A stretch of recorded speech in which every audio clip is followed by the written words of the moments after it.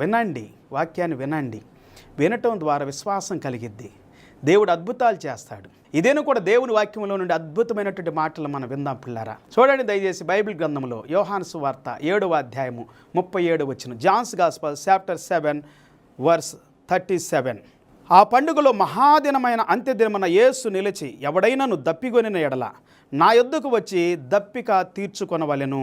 నా యందు విశ్వాసముంచు వాడెవడో లేఖనము చెప్పినట్లుగా వాని కడుపులో నుండి జీవ జల నదులు పారునని బిగ్గరగా చెప్పెను.